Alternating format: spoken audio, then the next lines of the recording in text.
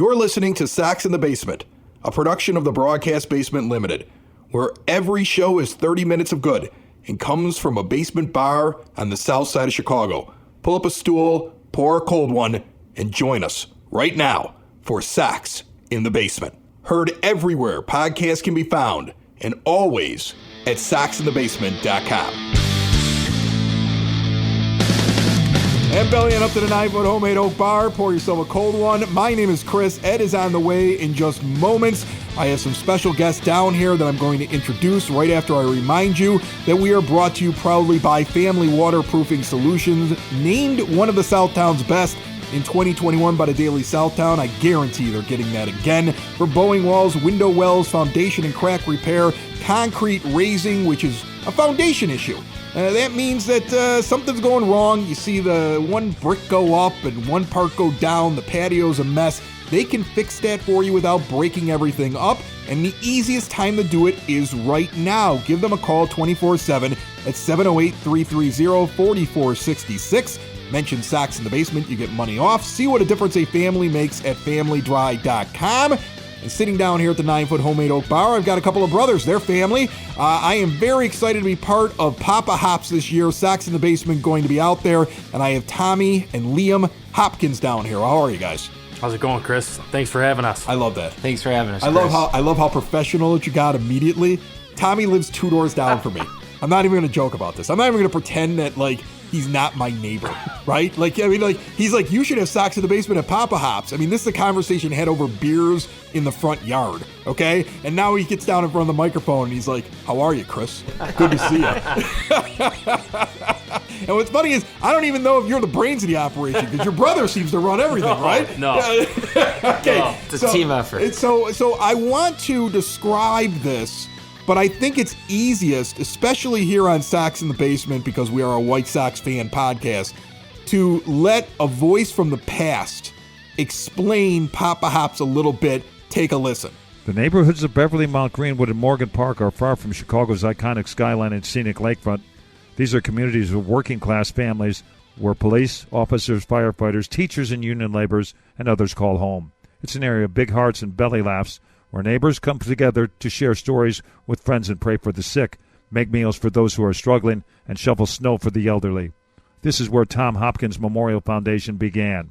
In the same parks where Papa Hops watches children play baseball, friends gather annually to raise money for youth athletic programs and families struggling in the wake of sudden cancer diagnosis. This is Chicago's South Side. This is 16-inch softball. This is the Papa Hops softball tournament. Now let's play baseball. So that's Ed Farmer talking about your softball tournament. Give me a little bit more background on what you guys do, why you do it. Yeah, so we started the Tom Hopkins Foundation in the summer of 2014 after our father, Tom, passed away from a sudden cancer diagnosis.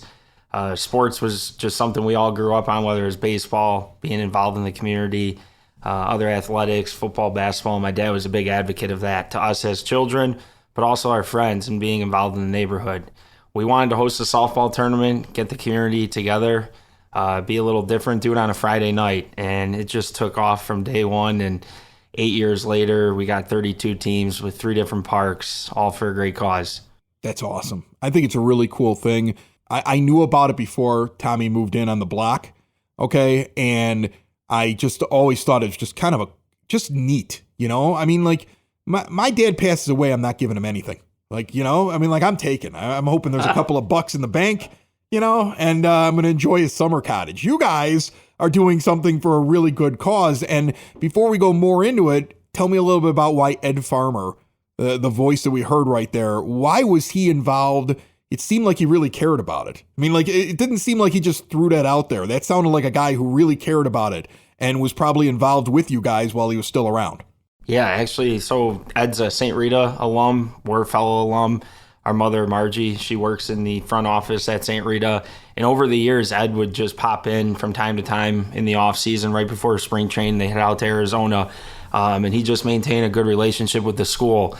And we got in contact with him, obviously being diehard Sox fans. My dad loved the Sox, and from season ticket holders, and I know to guys like Ed that just carried on that tradition, we wanted, a voice, and no better than a guy like Ed Farmer. And we met with them and sent them a little clip, and next thing you know, before a game down at the cell. No, it was actually in Oakland. Was You it can in hear- Oakland? He's in Oakland? Yeah, he's doing it like a practice run, and you can hear like in the background like the stadium like announcing like before the game. You could hear the A's Oh, yeah, announcer yeah. in the background. So That's just awesome. a guy like that, a professional in his Taking the time to and- do that, he didn't have to do Oh, that. you know what? He's sitting there telling his engineer, like, hey, fire up the mic real quick. Roll some tape on this. Exactly. All right, I'm going to tell a story. Is this going to be another one of your golf stories? No. This is for a good cause. Here we go. And then he just rips into the thing and he sends it to you, which I think is really Incredible. cool. So I would imagine that that's not the only person that's done that. You've gotten an awful lot of support. You become kind of a South Side tradition. This tournament is a big tournament. People are listening right now. There might be some that haven't heard of it, but there are some that have heard of Papa Hops. And from what I understand, these are good softball players. Like every time that you talk to me about this, like, oh, you're looking for somebody to sign up? And you're like, no, Chris, we don't want you. We don't want you to play. We don't want you anywhere near the field. We just want you to come out and watch the game because you get a crowd for these games because they're so competitive. Yeah, I mean, with the 32 teams that participate, and it starts at 5 p.m., usually, teams will take off after they got other obligations. People block off. They take off work for Papa Hops, and they plan ahead. And, we put together a competitive roster. And, I mean, they want to stay. They want to see it all. They want to win the tournament, but more so for what it's about and what's behind it and our mission within the foundation to honor our dad's legacy, but, pay forward the kindness that people shown our family during our dad's sickness. And we get to help families, unfortunately, that are affected by cancer, whether it's adolescents or adults. Just try to ease that burden during that time frame because it's a never-ending issue and it's something that doesn't go away. And, you just want them to know that we're here supporting them. We're with them during their battle. So that's what draws this community together, that end, but also the night. It's beautiful. Friday night, pack the park, bring the lawn chair, the coolers, the family. We got raffles, kids prizes, jumping funds, food trucks. Where's It's it at just exactly again? Kennedy Park, 113th and Western Avenue. That's main base. And then All right. you got games at Mount Greenwood and Beverly Park at 5 p.m. 7 p.m., everything is at Kennedy Park from there on out. You're considering, from what I understand, I've been told, the possibility of you want these pipes at the championship game? Is that still a thing? Yeah, I told you. Why would you do that? You got a voice. Look at a successful podcast like yourself. You got the voice. I love this. Great voice. I'm gonna get to do the championship game. Do people even listen to the guy who's up in the They booth? do. We got our own Gene Honda. He's right here. Chris Lanuti. So all I'm doing, I'm just announcing, like the now batting thing, right? Like I don't have to like start yelling a bloop and a blast Yeah. and all the other Ed Farmer things that he would do, right? I just have to announce the guys as they come up. That's what I'll do. Okay. Exactly. I'm into that. There's beer there as well, right? Oh, yeah. Plenty of And it's a plenty. Friday night outside Friday watching night. 68. So I'm into Yep. it. I'm into it. Either of you guys actually play in this, or is this? Do you leave this up for the professional 16-inch softball players? Because there are guys in this city that play this thing at a pro level. No, the first year we thought we would be able to do it. We did it, but then it got your just butt got too out of control. Where like it's a full on like you're there, you're committed, and there's no softball playing, unfortunately. Because you're busy doing all the good stuff that you have to Everything do. Everything starts from like Yeah. Thursday night all the way till Friday morning, all the way straight up to the tournament. That's awesome. It's not awesome you don't get to play. It's awesome that it's going so well and it's gotten so big that you have to do that because that means it's successful, right? If it wasn't successful, you'd be playing in the games. Definitely. Right? You'd be like, there's 20 people showed up and blah, blah, blah. No, like, this becomes like a big event. And I think, and the family is running it. That's what's amazing to me, which must be interesting when you're running an event and you have to tell other family members what to do. Like, is there somebody that takes charge and yells at somebody else? Like, how does that work? We just yell at each other. We're a Southside we family. normally get that. We normally get our like occasional argument probably around like 2:00. The 2 o'clock Get it Hopkins all out. argument? Yeah, we get it all out. People like, yeah. So by the time the tournament happens, everything's all good to go and we're ready to go. And we got our family. We got volunteers, whether they're cousins, aunts, uncles, family friends. Field monitors. Like we have a whole crew of people that we're so lucky and fortunate to have in our corner to help us that day to put on such a great event. I want to remind everybody that our guest today and every guest on Sox in the Basement is brought to you by the Village of Lamont. If you want to experience a downtown with real history, great eats and drinks, and green spaces filled with adventures, visit the Village of Lamont. Shop, dine, drink, and explore. Plan your next day trip. Look at what they've got going on at lamontdowntown.com. So before I let you out of here, I want you guys are Sox fans, all right? Tommy's sitting down here in his Sox hat. Okay, I know you both listen to the show, and I know you want to say something. So what do you want to do? You want to assign blame? You want to tell me what your problem is with the team? You want to lay into somebody? What's going on here? What's your opinion? You got a great ball club, but these decisions from switching out pitchers to, batting and these guys in the lineup, and I can't even. I sound like I know what I'm talking about. I'm just a fan. I'm angry. Right. But you want to feel optimistic that the second half, which is right now, they're going to pick it up. And well, they gotta. They have to. They gotta. They got weeks here. Weeks coming up with nothing but the Twins and the Indians. Like, if you don't turn it around right now, it's over before the end of July. And that's the scariest thing about it, right, Tommy? Yeah, absolutely. And they got to stay healthy. Yeah. Well, that's the biggest thing. And, I mean, it'd be nice to keep Leury Garcia off the field, too. Wouldn't that be great? Oh, man. He gets used a lot. I mean, geez. He gets a lot of playing time. He'd be like if you let me play every inning at any position I wanted to in a softball game. Like, Lanuti can play anywhere. Well, I could stand anywhere, but that doesn't mean I'm actually good at it. I'm the Leury Garcia of 16-inch softball. You see me play in the league on Wednesday nights. That's what I am. I'm Leury Garcia. That's how I know that I can criticize him, because he's me. He's me at that level. That's what he is. All right, so once again, give me the date. Friday, July 8th. Friday, July 8th. I'll be out there. Ed'll be there as well. I can't wait for the championship game, but I'm going to be there beforehand. It should be an absolute blast. Is there tickets in advance? Just show up. How does this work? No tickets. It's open to the public. Show up. We got merchandise tents. We're selling our gear, food. Like we said, some raffles. You can make a donation to papahops.org. Visit our website and our social media pages. I appreciate what you do. I know a lot of people out there appreciate what you do. That's why you should get out here to the tournament, support the tournament. They raise a lot of money at this tournament because people show up there and make a day out of it. And so you should get out there on Friday. Enjoy that. It's not this Friday. It's next Friday. I'll be out there as well. Ed will be out there. Sox in the Basement. You'll see the banners up, which I think is awesome that you guys are involving us. I am honored that this show is a part of Papa Hops this year, and hopefully we'll do it for years to come. Right on. Thanks, Chris. Appreciate it.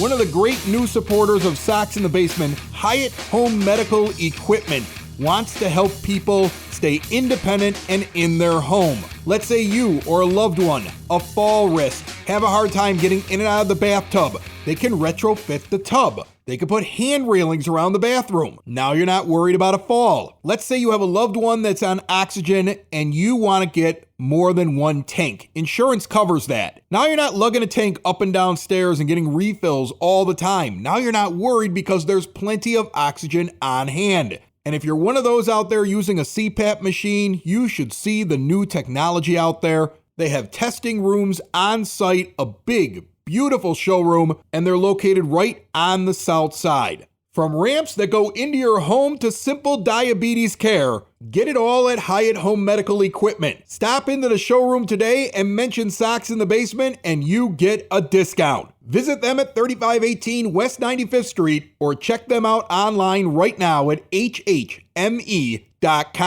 So Ed's down here now, and it's great that we're going to be doing this thing with Papa Hops. I can't wait for the event, and I'm kind of stoked that we can announce the championship game. You and me doing play-by-play and color commentary, my friend. Yeah, we used to do this back in the day for a wiffle ball league, and it went well. I can't promise that anyone's going to listen to us and sit there and go, you know what?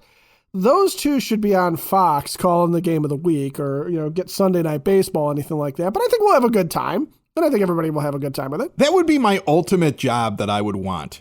I love the podcast. I love the network that's been built over the last 4 years.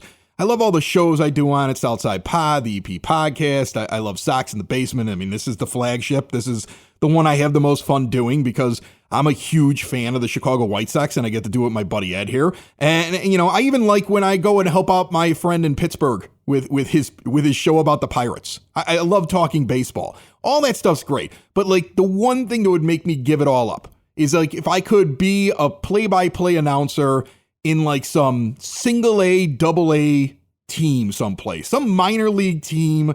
out in the middle of nowhere and just do ball games, right? And live the simple life in the country. Like, I would take that in a heartbeat. I would run off and go do play-by-play for baseball games and be happy. And I would do that till the day I died. I wouldn't even need to retire. To me, it would feel like retirement. That's how I would feel doing that. I think that would be the most glorious. I don't want to do it at the Major League Baseball level, because I feel like once you do that, as much as these guys are as honest as they can be, I'll end up like Steve Stone on Twitter over the weekend. And I saw one of his tweets, like, if you come after me or come after my boss, like, he will not take any Jerry Reinsdorf slander. And I'm sure Jerry's a great guy, but I blame Jerry Reinsdorf for this absolute disaster that is the Chicago White Sox right now.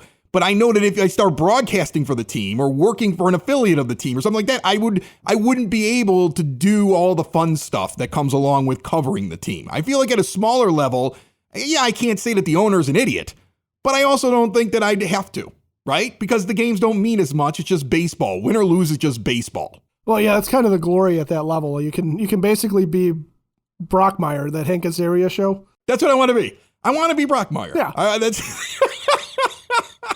okay. So here's the thing. That's what I'm hearing here.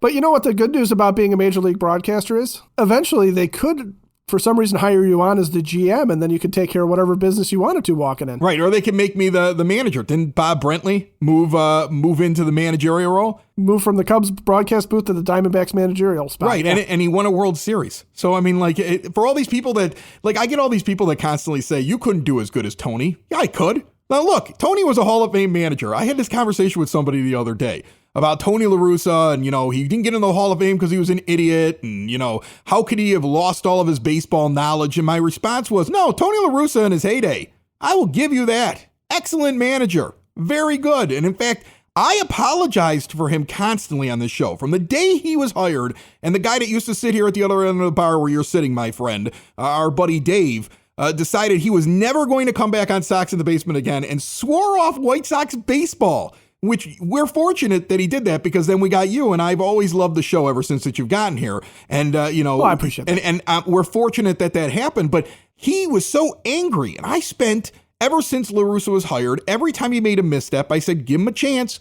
He's different from you, but let's see what he can do. And I gave him credit for a lot of things last year.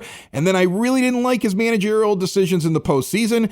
And now it's a train wreck. And I would say, sure, Tony La Russa, better manager than Chris Lanuti for the majority of his life. 2022 Tony La Russa, I'm a better manager than him. The guy who once took a 12-year-old team to a Little League championship and still has the trophy sitting here at the bar, I'm better than him. And it's a lovely trophy. It really is. It is a beautiful trophy. Okay. And Tony's got bigger hardware, and he deserves it. But 2022 Tony La Russa can't hold a candle to me, you, and at least 60% of White Sox baseball fans. Not all of them. Some of them are lost causes, and they will always love whatever the team does, and they'll have this mantra of you got to follow them and you got to love them even when they suck. Okay, and you got to believe in them, and you can't boo them, and you can't be manager, and whatever. But the rational part of White Sox fandom, I think all of them could probably manage the team better than Tony as well. I mean, right now, I'm on the fire Tony bandwagon. I'm on it. I'm firmly on it. I waited all the way until now, and I'm going to tell you right now, the Chicago White Sox can't win a World Series with this guy as the manager. I don't believe it whatsoever. Okay, and I say that with such confidence because either A, I'm right, and I give myself a 99.99 chance that I'm right. If I'm wrong and they win a championship, I will gladly eat crow because they won a championship for it. Maybe me speaking it out loud just so I can be made a fool by saying they'll never win a championship with Tony La Russa, they'll win one. But most likely, they will never win one with him, and we are unfortunately stuck until he's gone. You're right. If you're taking Tony's entire career, the fact that he got into the Hall of Fame, managing the Sox, managing the A's, managing the Cardinals, he has the second highest win total of any MLB manager in history. Right, he didn't get that by mistake. Yeah, no, and he also has the second highest loss total of any manager in Major League history because he's managed the second most games behind Connie Mack of any manager in Major League history. But he's been extraordinarily successful in his career, and you can't discount that, right? He's also got the second most postseason wins behind Joe Torre. That's the impressive stat, is how much he has won in the postseason, and that's where it's very important to understand what he could mean as a manager. The issue for right now, 2022 Tony La Russa, is that he doesn't seem to have control of the team the way he needs to have it. So either he doesn't have the right buttons to push for this team to get guys going, or he doesn't have the right buttons to push to get these guys to play to the level that they need to be playing to, or he doesn't have the right buttons to push where he is making poor decisions and he's making them at critical junctures in games when managers can really impact the game. And taken together, what that means is that if you want to be a Tony apologist, right now you have to look there and go, Tony's just having a bad run. Well, guess what happens to managers all over Major League Baseball, over every sport, when they're on a bad run, regardless of whether they're a Hall of Fame candidate, a Hall of Famer, the best that's ever been, the most popular that's ever been. They go on a bad run on a team that should be competing, they get fired. Yeah. Right? Joe Girardi has already been fired. Joe Maddon of the Angels has already been fired. These are two guys that, when you were looking to replace Ricky Renteria, if you had asked any White Sox fan, would you want Joe Maddon or Joe Girardi in the dugout? They would have said, they would have had to sit there and think about it, I think, a little bit, like which one of them they would pick between those two guys. And it would have been a no question they would have wanted Renteria out of there, right? They would have picked both of them over La Russa, too, if you would have given that list at the beginning. Honestly, I think so. Listen, if you need a break from this team, you want to go out and you drink some good beer. Hailstorm Brewing Company in Tinley Park, one of the things that they're so proud of is that they have the big beer hall, the big long tables, but they want you to meet people and they want you to talk beer. They got the big, beautiful bar. They've got like the stools that sit around the giant barrels in the middle of it. If you're not sitting at the bar, then they have the big beer tables. They've got the outdoor patio. You know what they don't have? TVs. They don't have any TVs. They do live music. They do events like trivia nights. If you need a break, I suggest 8060 186th Street, right off of 80th Avenue in Tinley Park, Hailstorm Brewing Company. They got their highly acclaimed new brewer, Will Turner. He is just pumping out brand new beers nonstop. Every time I'm in there, I find something else that I absolutely love. Try out the Primo Mexican Lager on a hot day. It hits the spot. The big, beautiful wheat is incredible. And they have the Morley. Last time I was there, the Morley was flying. Nobody was throwing the Morley, but people were buying it. Right, yeah. Like they were buying it left and right. It's an American brown ale. The name is for Mokina, Orland, and Tinley. It's a hoppier take on a classic English brown ale, and it is so very good. Follow them on Facebook at Hailstorm Brewing Company and see everything that they have to offer. hailstormbrewing.com. Think about this. We've already established, there's no reason to go back into it, but all the shows are on demand. You can go back and listen. We've established 4 games during the season that you could say La Russa lost. 4 games, right? Yeah. I'm adding another one to the total when I saw that Larry Garcia is now a -1 B-WAR. He's worth 1 loss, and he's still playing above Lenyn Sosa because you can't give the kid a chance. And I had somebody say, well, he's Larry Garcia. I mean, look at his track record. And my answer to that is, yeah, but he's not even good enough to be a replacement minor leaguer. Like, to believe he's better than Sosa would be to say that every middle infielder in the White Sox system is below replacement level. And then we have a much bigger problem. So when the guy got elevated, I don't understand why he was still sitting on the bench watching Lurie go out there and make terrible plays and errors all over the field against Baltimore. And with those 5 wins that they should have, reverse it on the schedule. This team is 39-32. They are a half game out of first place and right there in the wild card mix. That's the difference. He doesn't need to be bad every game, right? Like, this team didn't hit against Baltimore over the weekend, right? That's a terrible team loss. That's not all him. That's Giolito not pitching well. That's the hitters not hitting well. That's Joe McEwing just sending everybody. That's all he does. He just sends everybody. Okay, he needs to be fired too. Fire Joe McEwing as well. I'm done watching the windmill at third base make unnecessary sends in games and create. We have more outs, I think, at home plate than any other team in Major League Baseball. That's a sign right there that he should be fired as well. I'm firing everybody today. Okay, but I mean, like, just that Baltimore series doesn't hurt as much if he had been doing a good job up to this point. The Baltimore series is devastating now because of the situation that he put you in. And they could sit there in a locker room and continue to defend him, but my question is, why do you feel like you need to defend him? I don't get that. Your team is bad. You're an under 500 team that's underperforming. Everybody's to blame, the players, the front office. Jerry Reinsdorf, who, let's be honest, this team would look a lot better if he would have just ponied up and given the contract amount that everybody thought Manny Machado wanted. Could you imagine him in this lineup? Can you imagine Manny in this lineup and what the team could have been if you would have gone in that direction? Everybody knew the entire offseason that it was 10 years and $300 million that he wanted. That was the opening number his agent talked about. That was the number he ended up with. You went cheap. You tried to say, oh, well, we're going to give him more money, but it's all in option years that we control. And he knew that was BS. And he was like, no, I'm taking the guaranteed money, which is all he asked for from the beginning. And if you would have given it to him, you could have been on a completely different path. And back then I criticized it and I said that's what's going to happen and we're going to remember this in a couple of years. And that's one of many moves that have gone badly with this team. And it all goes back to the owner. The owner brought in the manager. The owner has stymied things that we could have gone out and done because of these weird philosophies that he has with contracts.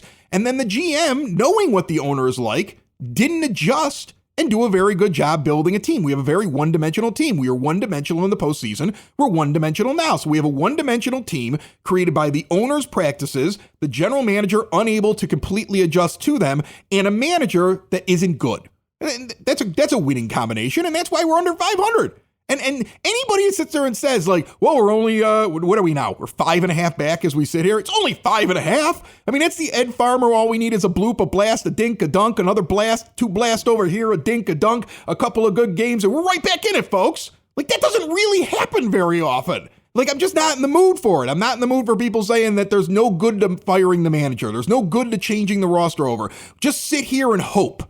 And I hate that. And I hate it's being pushed. It's being pushed now on the air. It's being pushed by people that cover the team. The team is making that the message. The team is going to start messaging you that it's all injuries. It's not all injuries. Look, I looked at the payrolls.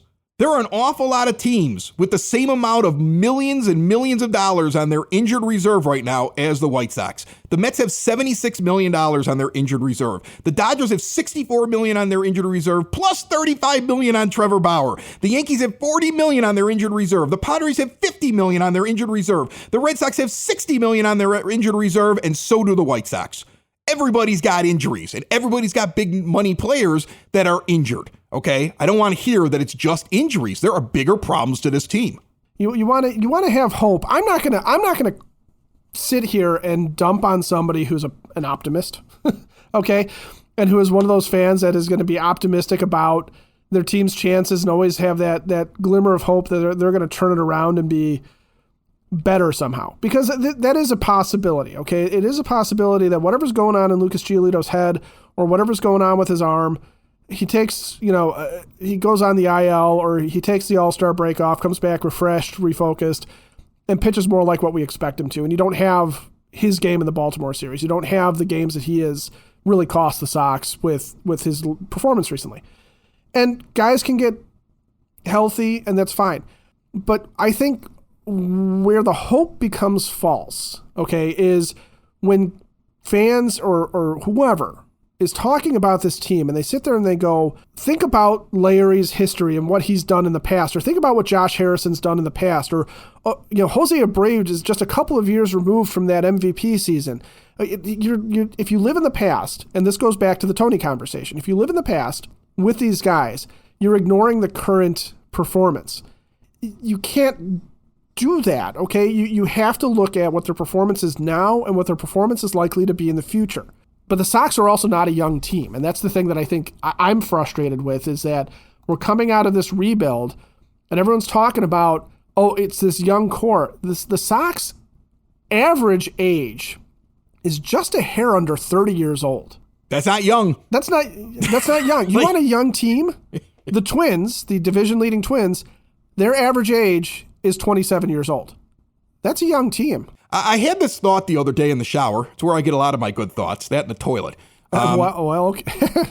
So basically, the key to good thoughts for you is no pants. No pants. Pants have to be off. When the pants are off, I start thinking, and I come up with some good stuff. So the pants are off, of course, because I'm in the shower. And I had this thought of what would I do if instantly I was in charge of the White Sox? And the only way I could come up with this happening is, let's say I'm walking down the street in the very near future. Let's say today it happens. And tragically, just tragically, Jerry Reinsdorf is hit by a bus right in front of me. He was walking across the street. I'm like, holy cow, here comes Jerry Reinsdorf. I'm going to tell him all the things that drive me nuts about him. And tragically, he's run down. And with his final breath, he looks up at me and he thinks that I'm somebody else, some old codger baseball person, or maybe I'm Kenny. Who knows what he sees? But somewhere, as all the synapses are firing, he looks up at me and he goes, I'm going to sign the team over to you and all my shares. And he writes it in his own blood and he dies right there in the street. And I take it into court and they give me the team. And I was like, what would I do when I walked in? I'm not sure anything you just said would stand up, but for purposes of this, go for it. Yeah. Okay. So you now own the White Sox thanks to an errant bus. Right. Listen, this is my pants off fantasy in the shower. You can't crap on that, Ed. You can't. Okay. So anyway, I walk in and the first thing I'm doing, and I thought about what would I do, and I decided the first thing I would do is I would walk in and I wouldn't even meet with him. Well, I would meet with him. I would summon Tony in my office. I would say, you had an excellent career. Could you sign this hat for my kid and get out? I would fire him immediately, right? But then I was thinking, what else would I do? Because do I blame other people in the organization? And sure, there's things that need to be changed in there, right? Whoever's running stadium operations, we've been yelling about all year, moving that person out of there, right? But I can wait till the offseason for that. I'm thinking immediate moves. And I realized that the next thing I would do is I would bring in Rick Hahn and Kenny Williams and all of the people that do pro scouting. And I would sit them down in the office and I would say, give me, each one of you, and you can't use somebody else's answer because there's somebody in that room that would just be like, oh yeah, that guy. Because they really don't have an intelligent thought, right? Some of them I think are very smart and some of them are probably not. There's always that in every company, right? But I would ask each one of them as I went around the room, give me one major league ready baseball player or a guy who's young in the majors that has yet to break out that in your pro scouting, you think we should target right now and go out and get before they become valuable. And if they can't come up with a name and a reason, I'd fire them as well right away. Because that's the next thing that has to happen with this team. They need to flip some of this talent. I look at these contracts. This is your team for the next 2 years, basically. There's very little that's moving around on this team with options and things. I mean, AJ Pollock has to decide if he wants $10 million to stick around next year or he could leave. But essentially, with very few changes, this is your team. Abreu's gone after the year is over. So, I mean, and I would understand that. I would we'd have to make that decision at the end. I'm not making that the first day that I come walking in. But there's a good amount of guys. The vast majority of it are still going to be around for next year and the year after that, especially if you decide to pick up Timmy Anderson's option years. So the thing is, if I'm going to flip the team, I need to find the people that have those ideas. And I need to make sure that the guy who's the general manager agrees with that. Or if he's just going to tell me, well, we got injuries, we just got to stay the course. If he gives me injuries and stay the course, and I love Tony the whole time, he's out too. That's what I think any competent new owner of a team would do anyway, right? Even if the team had been winning. I like that you call the pantsless guy competent because I'm doing this with my pants off as well. Because I own the White Sox. Every meeting's pants off. Well, and why wouldn't it be? I mean, frankly, I think that would be a promotion night.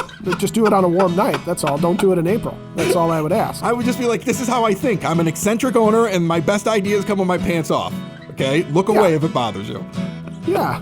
July 18th, the first 10,000 fans with no pants get in free. I won't get sued for that.